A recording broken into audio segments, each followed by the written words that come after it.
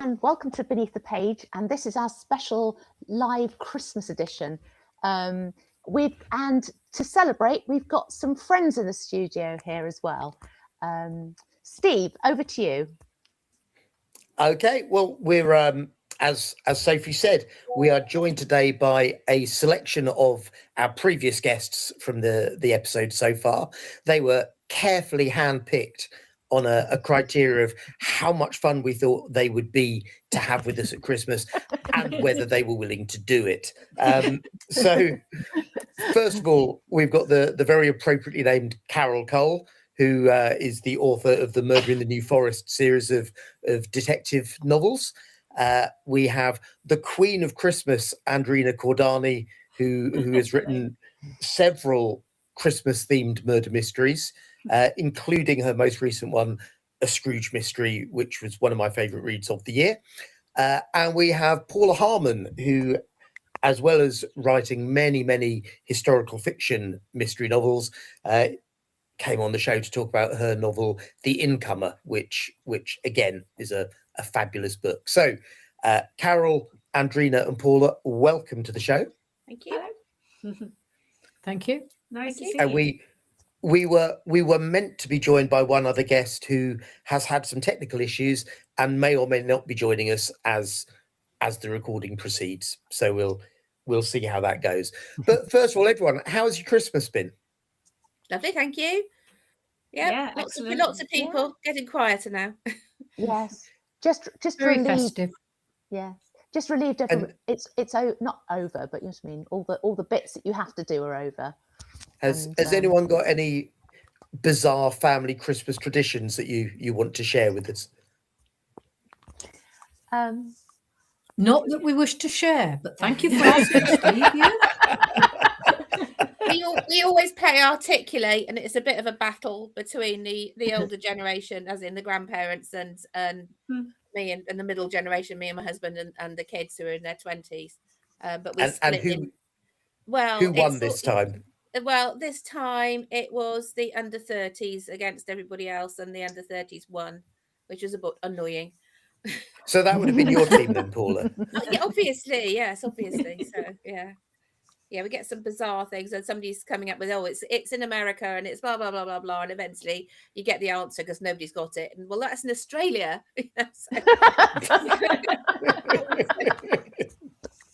The world is a smaller place than it used to be. Obviously. Yes. Okay, well, thinking about books. Every year when I do my list of what I'd like for Christmas, the vast majority of what's on it is books. Has anyone got any good books this year? Or has anyone given any good books this year? Not yet. My mum is the chief recipient of most of my book presents, and I haven't given her present yet. So I'll probably. So you can't tell us what you've got. I can't tell you what it is. No. I bought my mum The Lost Passenger by Francis Quinn, which is a historical novel set on the Titanic. And my mum loves historical fiction, and Francis Quinn is brilliant. So, and I've read her two other novels, The Smallest Man and that Bone Setter Woman. And so I'm really hoping that my mum enjoys it, and then maybe possibly lends it to me afterwards. Yes. Well, I bought my mum a copy of Alice G. May's New Recruit for the Resistance Girls. Having bought her the first one when it came out, I thought that would be a nice, easy Christmas present. So I got her that one. I got my mother-in-law Andreina's book, the Emporium one, and I bought my mother Carol's first New Forest book. Oh, brilliant! Oh, there you are. And I got myself. I bought this at the author event and wrapped it up, and I said, I don't know who wants to give it to me, but somebody can. So I just said to Paula, and nobody bothered to write on it, so that's fine. Well, my Christmas day was the last couple of days have largely been spent ploughing my way through a couple of music related books that I got as presents. The latest David Hepworth book and a fascinating biography of Joni Mitchell, which may or may not be feeding into plans I have for a sequel for Dead Man Singing, but more of that at some point in the future. Yes. Even I don't know much about music, but even I know that Joni Mitchell was fascinating. Oh yeah, She didn't do anything by halves. I knew quite a bit about her, I think, but I'm getting so much more of an appreciation already, and I'm only a couple of chapters into that one. Brilliant. Oh, lovely. So thinking back over the year, all of you we've had on as guests in the past, all of you are people who we've enjoyed getting to know on the podcast. What were your favourite reads of the year, other than the ones we've just been talking about? Well, sorry. no, go on, Andreina. You go first. No, I was going to say that I've realised that so I'm not really a good person for auto buying authors, generally because I've just got so many authors that I like, and then suddenly I turn away from them for 5 minutes and I come back and they've written 5 more books and I haven't. But I've realised that Janice Hallett is a real auto buy author for me. So I was really lucky enough to do an event with her at the Agatha Christie Festival in when was that? End of September.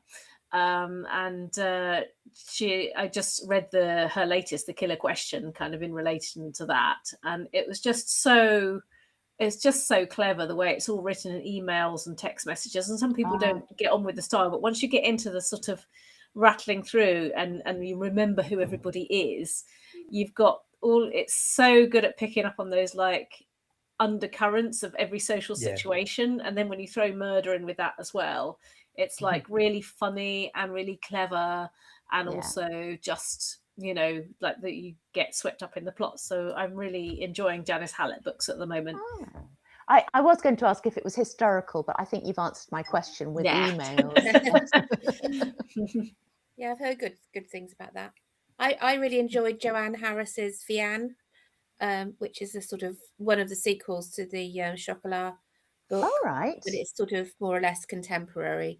And yeah, I just love the mixture of contemporary and magic, all sort of like, but the magic is sort of natural, it's just happening. And there's a poignancy about it, and looking forward and looking back, and are you sort of destined to be something, or can you change your destiny? I loved it, and also it's the south of France, and I love the south of France. So I decided that I haven't got a book of the year. I think because to be honest, all my reading has either been work related, podcast related, or business books. The author I've read consistently for pleasure, because she's the only person I can read when I have no brain cells at all, is Georgette Hare. I have just read her books over and over again, and I wish she'd written more than 40. I'm so desperate for more. So desperate for more Georgette Hare. I'm thinking of broadening my horizons and starting to read her detective novels. So. I love Georgette. I was obsessed with Georgette Hare in my teenage years. So like properly obsessed to the extent that I wrote my diaries in her style. I've started consuming them as audiobooks now as well. Because are they good? Sophie loves an audiobook. I do love an audiobook, but Georgette Hare is such easy, pleasurable reading. You can just read it without, yes. It's not more effort than listening. They're so palatable. So it's true. Wait, so are they good, the audiobooks? So recently I just read Arabella, or listened to Arabella. Oh yes. Because I just really wanted something effortless in like to listen to something. I think I was slogging my way through a research book, and I just wanted an audio book that was something a little bit easier, and like that I could follow I know the beats of that book back to front, but I still love it. Oh yes, oh yes. You're like, I get all excited because we're getting up to the bit where the climbing boy falls down a chimney. And What's interesting about her is that she wrote well before there were writing courses, and if you look at her structure, the right things happen. Like there's always an interesting turn around about 50% of the way through, and things are always a disaster around 75%. She seems to have a natural sort of feel for storytelling without being told how to do it. But I think all the structures that people have come up with are based on analysing the people who are really good at it. And yes, that's I've always instinctively not wanted to dive too much into looking at the structures of things. I'd rather write naturally. And I'm not saying for a moment that I'm in the kind of league that I don't need that, and that I just automatically do it without thinking, as the great writers do. But I think the best writing is coming when you're just trying to tell a story, rather than because you're following the formula that people have said, this is how you tell a story. Yeah, yes, but what's interesting is I think it's the combination of her books being so palatable, and yet she just came up with a pretty perfect, mathematically correct structure without even thinking, and she does that in all her best books. I think a lot of us do that instinctively because we have read so many books. Yes. And I think the more, especially of your own genre that you've read and you've enjoyed, the more you feel, and it's not a formula, it's just the natural pattern of storytelling that, goes into our brains. So it's not like because some people do look at it very formulaically and they're sort of ABC and therefore 75% in this must happen. But other people, you just feel it. And sometimes I'm writing and I think like, God, there needs to be another murder here. You just kind of know someone else needs to die. That's kind of how you approach life, isn't it, Andreina? It's the only way to do it. Yeah, I'm just thinking that would be a good premise, wouldn't it, for a murder, a serial murderer, a sort of someone else needs to die. Yes, somebody else needs to die. The structure of my murder. The story of my life is getting dull. I need to liven it up a bit. Exactly. Do you think that some people are natural story? I think they're natural storytellers. I mean, we've all been in a pub listening to a joke where they give you the punch quickly, and then they miss out something important in the middle, so it doesn't make sense. So do you think there are people that are natural storytellers that go through it in their mind and come up with the finished product and then deliver it? So you're all that, obviously, natural storytellers. I think there's a certain I think it's a bit of nature and a bit of nurture. And I think that there are genetics. I think often people will say, like Ian Rankin will say, I'm always quoting everything he says, but he says that his dad was a great storyteller.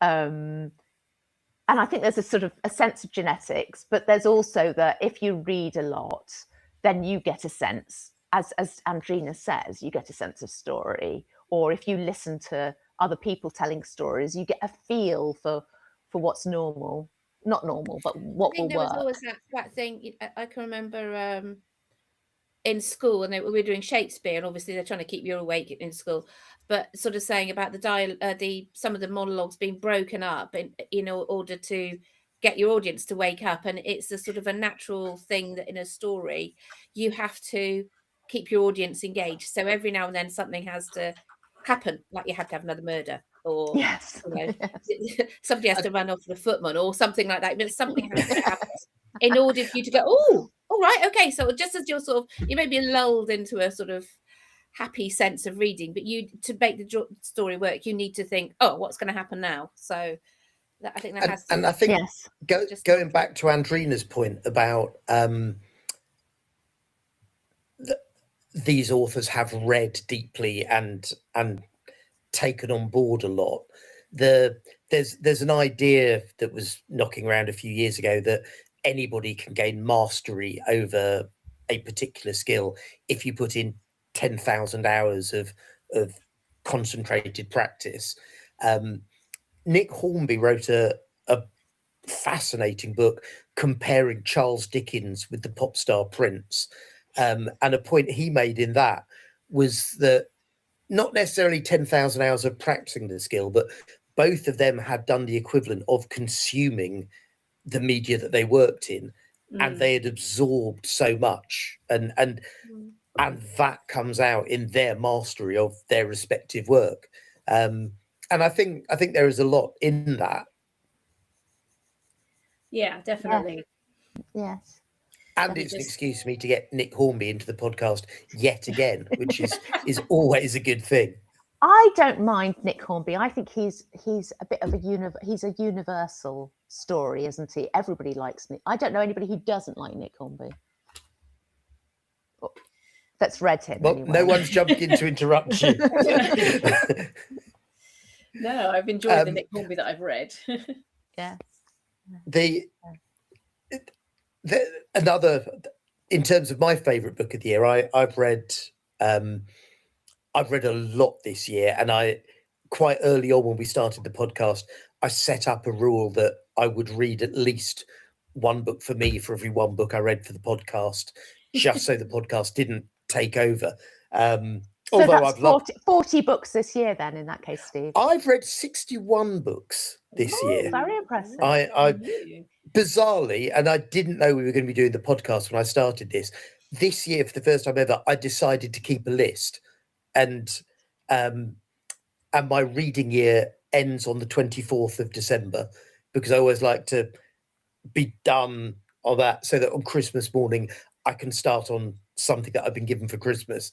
And the last couple of weeks, I'm carefully judging, if I start that, am I going to finish it by Christmas? Or if I start that, am I going to finish it too soon and have an awkward gap? And I just about made it work. But anyway, the book that probably was my favourite of all of the ones I read this year was Jonathan Coe, A Proof of My Innocence, which I read relatively late in the year.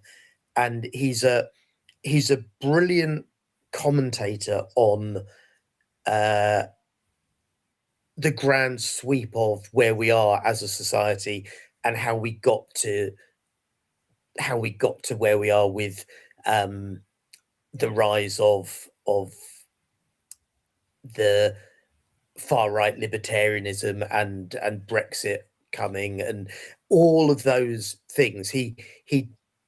He's very observant in historically what the roots that have led to that are, but this is all mixed in with a genuinely knotty mystery, and just an absolutely brilliant reveal where the solution, which all the way through I didn't know what it was, has been there staring you in plain sight all along, and every now and again he's just waved it, dangled it in front of your face and said, look, it's there, and you don't see it until he's ready for you to see it. And it reminded me of just how much I love his books, which I'd forgotten. I knew I liked him, but I'd forgotten how good he was. So yeah, Jonathan Coe, The Proof of My Innocence was my favourite of the year. With apologies to the three of you sat here whose books I also read this year, who would all have been highly rated and highly featured, but I thought I couldn't name someone who'd been on the podcast because it would risk offending too many other people. How about you, Paula? Well, the Vian one, and my mind's going blank trying to think of what else I've read. I've done a lot of beta reading this year, so I don't want to sort of mention any of those particularly right now, not because I couldn't, but because I'm trying to remember the titles of them all. So, yeah, it's been I do like reading. I don't know what the genre really is, which I sort of write in myself really, but it's a sort of a feeling where it's our world, but there's a bit of magic in it, and I love that. I just wish it was more real. Maybe it is. I'm just waiting. As you can see, I see my dragon. I've got a dragon up there. But I'm I'm just waiting for the dragons. So Yeah, my go-to when I'm feeling really stressed, apart from Agatha Christie, which again I've read some so many times, but even so I can't always remember who did what. She's up there, and Dorothy L. Sayers. But also, if I'm really stressed, the Moomin books. So I love the Moomin because they work on two levels. They work on an adult and a child level. And my ambition next year is to go to the Moomin Museum with somebody that I can talk into. Oh wow! Where's that? It's in Finland, and I can't remember the name of the place except it begins with an M. But I think I could just about talk my oldest child to come with me. But how about you, Carol? What's been your read of the year? Well, I've been doing a lot of rereading over the last, and I'm a bit of a binge watcher of television. I read episode 1, so I have to sit there until tomorrow morning and watch all the way through. And I read an Ellie Griffiths crime novel set in Norfolk, Norwich area, and then I had to read the next one and then the next one, but she stopped after about 14, so I'm devastated. What will I read next? How I'm listening to all your recommendations. I know, just not on. She married off the two main, and that was it. Oh. I know. You get such a connection with the characters. Yeah, you get such a connection with the characters, don't you? When they're well written and well rounded, and almost like friends, and you want to know what happens afterwards. Yes. When this is going live at the moment, but obviously it'll be we'll write an episode description, and I'll try to remember to put the links into the books we're mentioning here. Brilliant.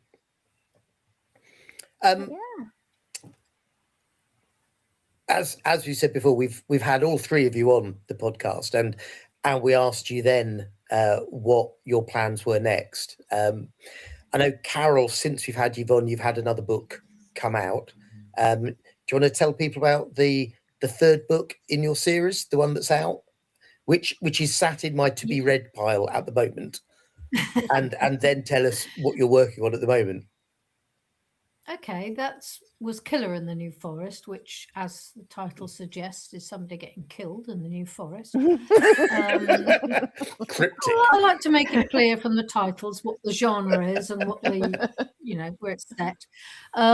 That is about somebody out of area who comes in and gets killed. We have 6 or 7 suspects, and at the very last chapter we find out all the past connections which spiderweb together, and that gives us our killer. Steve Cox has just said he's following us on YouTube. Hi, Steve. Hi, Steve. At the moment I'm working on book 4, and it's all blocked out, all written, but I changed a main character which changed so much in it. Yes. I'm now on my first edit with my new character, and hopefully that will be out before Easter. Brilliant. Oh, brilliant. Paula? Sorry? No, go on, you. I'm working on a new start of a new series. I think the fact that it's a new series is what's partly causing me a problem, because I've got 2 main characters and trying to get it all balanced. At the moment, it's fighting back something chronic. I know who the characters are, and I know who's dead, and I know why they're dead. But it's just trying to get all the rest of it. It's just sort of like, well, why is that happening? I don't know. So that's a bit of fighting back. And then I've got another. So I've nearly finished it, but I'm going to have to do what Carol did and go back and do an awful lot of sort of like moving things around, because I've changed things. And halfway through, and I've got little notes on each chapter. Don't forget, you need to put in. And then I'm starting in the third book in an existing series co-written with Liz, which is in the magical contemporary romance rom-com thing, but where the first 2 involve 20-30 somethings. This is going to be older people in their 50s, finding love or whatever. in this magical seaside too. So Quite right too. It's my turn to plot. So at the moment, talking about your plot structure, it really has got just the high points and nothing in between. So and Liz is going, when do I get to the plot? Well, don't worry. So so that's what we're working on at the moment. And then at the background, the Margaret Desmarais series just finished the last book came out in September, and I had a number of people saying, well, I want to know what happens next. So at some point I may have to work out what happens next. Or not. I don't know. I haven't decided yet. And Andreina, presumably you don't lift a finger when it's not Christmas. Oh yeah, my books just magically appear by themselves. No, so I start mine generally. The pattern. I mean, the thing is with Christmas is that you at least know when it's coming out. You know that the publisher's not going to shift your deadline or your release date, rather. Or if they do, it would be by like a week or 2 weeks or something. It's not going to be like 6 months. But yeah, I'm just basically I am working away on Scrooge 2, and I normally start that in September. And then I'm trying to catch up a little bit. I fell slightly behind with all the publicity stuff I was doing before Christmas, so I'm trying to catch up on that now. And then I have to get that done. I mean, it takes until March for the first draft, and then after that, it's toing and froing with edits, etc. But what I really want to do is I keep telling myself I'm going to do this, and I don't. I want to write something else alongside it because I need to write something that's not Christmas. Yes, this is like my 4th year of just writing about Christmas, and I kind of feel like I want to. I like my Christmas box, but I don't. You know those memes with Mariah Carey where they just defrost her on the first of. I don't want to be that person. I want to be an all year round person. Yeah. So yeah, I'm gonna try and work on something else. I've got so many ideas for so many different genres and audiences that I don't actually know which one it's going to be, but I've got to do flipping something. So yes, we'll see. So otherwise, there is a serious chance that we will start referring to you as the Bournemouth writing scene's Mariah Carey. Yes. Yeah, exactly. And then I will be defrosted the 1st of every December and then put back into cryogenic whatever. Yeah. So do you think it'll be another detective? You so many ideas, so many genres. It's absolutely flipping ridiculous. I don't really know which one to pick. So I'm just the January mission will be sitting down and just toying, like while still trying to produce like at least 1,000 words a day of Scrooge 2, just toying with ideas until I know which one I'm going to do, and it'll probably be the one my agent doesn't want me to do.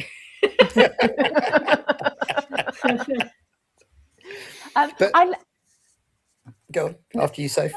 I was going to say, Margaret. What's her name? Oh goodness, I've lost her.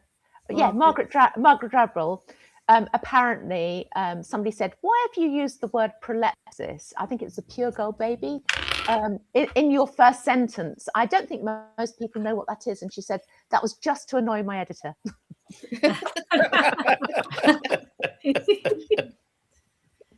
Yeah, I wish I was in the position where I could just really annoy my editor, but yeah, it's a dangerous sport to play. Yeah. Well, I think we are coming to the end of the time that we had planned to be covering. So thank you so much for coming on, making some time in your Christmases to join us for this. And let's hope that many more people go out and buy your books in Andreina's case, regardless of what time of year it is. This girl's got to eat in the summer. Yeah. but if you've not checked out, anyone watching this, if you've not checked out the respective episodes with Carol, Paula, and Andreina, they're all still available on whatever your podcast platform of choice is. Do check them out, and do check out our previous episodes. And we hope you've had a lovely Christmas. and we hope we'll see you again in the new year. We've got some great guests already lined up. We've got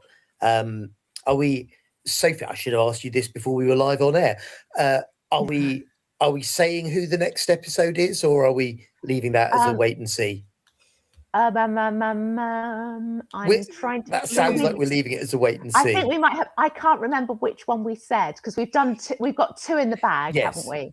Yes, so which are really good, and very good. One of them is with a Sunday Times best-selling author who we were delighted when they agreed to come on, and the other one we were delighted when they agreed to come on as well. They just haven't risen quite to those heights yet, and we've got lots of other authors lined up to do interviews that we're really excited about. So I think next year is going to be a really exciting one for Beneath the Page, and we hope that everybody watching this comes along for the ride with us.